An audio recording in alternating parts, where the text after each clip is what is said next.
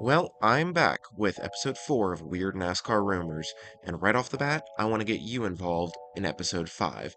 So, leave a year that you would like to see me do an episode on in the comments, and whichever year I see the most, then that'll be the year that episode 5 is on. Episodes 1 through 3 are linked in the description if you haven't seen them, or you can find them on the Weird NASCAR Rumors playlist on my channel. Now, let's jump right into Weird NASCAR Rumors from 2012. In 2012, times were changing in NASCAR. The Car of Tomorrow era was coming to an end, and the Gen 6 era was on the horizon. And it did not take long for a wild, silly season to get started. Just 2 weeks into the season, Team Penske announced that they would be leaving Dodge for Ford in 2013, and it kicked off a months-long saga of Dodge struggling and ultimately failing to find another team that would keep them in NASCAR. A lot of you may remember the rumors that Andretti Autosport was going to start a NASCAR team with Dodge and Kurt Busch behind the wheel. But one that I had actually forgotten about was the rumor that Furniture Row Racing was going to switch to Dodge in 2013. Actually, it wasn't just a rumor that Furniture Row would be switching to Dodge. There was also a rumor that the team would be buying Team Penske's engine program and starting a second team with Kurt Busch. The move made sense in a lot of ways. Penske had decided to go with Roush for engines after making the move to Ford, so the engine program was no longer going to be needed. Furniture Row had won their first race with Regan Smith the year before and wanted to continue growing and building on that momentum. Furniture Row's general manager, Joe Garone, even acknowledged the conversations with Dodge and said they would do it if the deal was right. He also said that the team was intent on keeping Regan Smith in the 78 car in 2013, and signing Kurt Busch would be dependent on finding proper sponsorship or financial support from a manufacturer for a second team. Ultimately, the team would get Kurt Busch for the 2013 season, but it would mean letting Smith go, because the move to Dodge ended up falling through and funding couldn't be found for a second team. Honestly, I'm kind of torn about how I feel about this idea. On the one hand, if Furniture Row had positioned itself to be the primary focus of Dodge, then maybe they wouldn't have been forced into a position where they had to fold just 1 year removed from winning a championship at the end of 2018. On the other hand, even if they had all the support that they would have received from Dodge as their primary partner in NASCAR, I still don't think the support they would have received from Dodge would be able to match what they got from Toyota that allowed them to win that championship with Martin Truex Jr. But would you rather win a championship and go out as one of the top teams in the sport, or would you rather remain a mid to upper mid tier team forever? I think I'd rather have a championship. Now, real quick before I move on to rumor number 2, if you've enjoyed these videos, please consider clicking subscribe. It gives me some great feedback and also helps the channel grow. Right now, 7% of the audience is subscribed to the channel, and my goal is to get that number to 10%. So, if you'd like to help the channel grow, please consider clicking subscribe. It's totally free, and it's a great way to support the channel. Anyway, on to rumor number 2, Carl Edwards leaving Roush for Penske.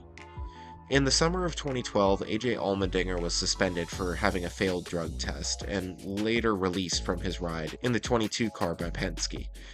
There was a lot of speculation about who was going to fill the seat, and Penske said that the car's sponsor, Shell Pennzoil, would have a big say in who filled the seat in 2013. The source of this rumor that Edwards was going to Penske seems to be that some unnamed Ford executive expressed that they would like to have Carl Edwards in a Shell Pennzoil sponsored car. That could have either been in the form of Edwards going to Penske or Shell Pennzoil going to Roush. Edwards denied the rumor that he would be moving to Penske and said that he didn't know anything about the idea of the sponsorship coming to him at Roush. This idea didn't completely lack sense, though. Just the year before, Edwards had been heavily pursued by Toyota, Joe Gibbs Racing, and the Home Depot for the 20 car. The pursuit of Edwards was aggressive enough that Ford had to step in and offer Edwards millions of dollars in stock options to keep him from leaving for a Toyota team. So, keeping that in mind, it isn't totally crazy to me that that Ford may want to have some say in the pairing between a premier driver that it helped keep and a premier sponsor. Apparently, Home Depot wanted Edwards badly enough that there was even a rumor that they may head to Roush and sponsor the 99 car, but obviously that never happened. I really think that if this rumor had come true, it could potentially have had a big impact on the future of NASCAR. Obviously, Joey Logano doesn't go to Penske if that happens, so he probably doesn't win his 2 championships, maybe 3 by the time I publish this video. The best opportunity he could hope for at that point would probably be to take Edwards' seat in the 99 car, but Penske was a team on the rise and Roush was a team on the decline. I don't see any world where Joey Logano goes to Roush and wins championships.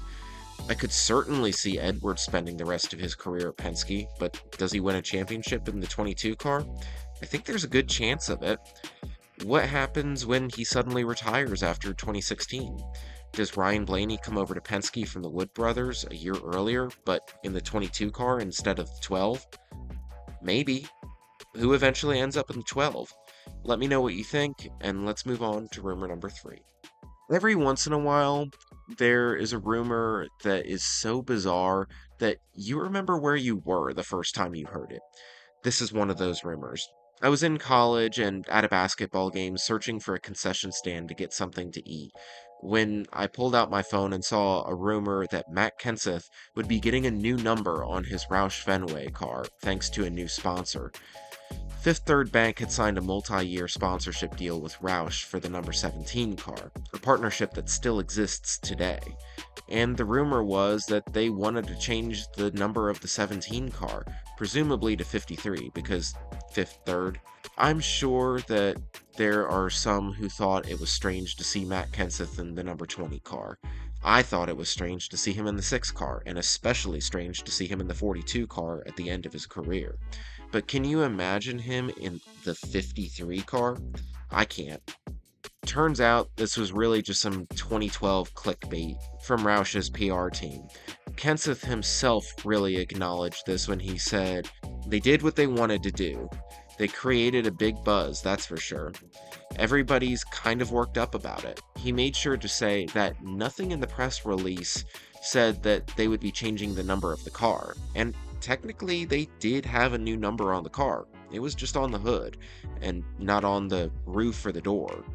So, in the end, this was really just Roush's PR team trolling fans.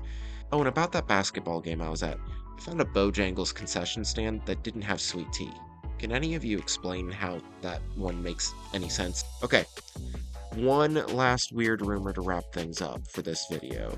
And for that, let's circle back to a driver that we started with, Kurt Busch.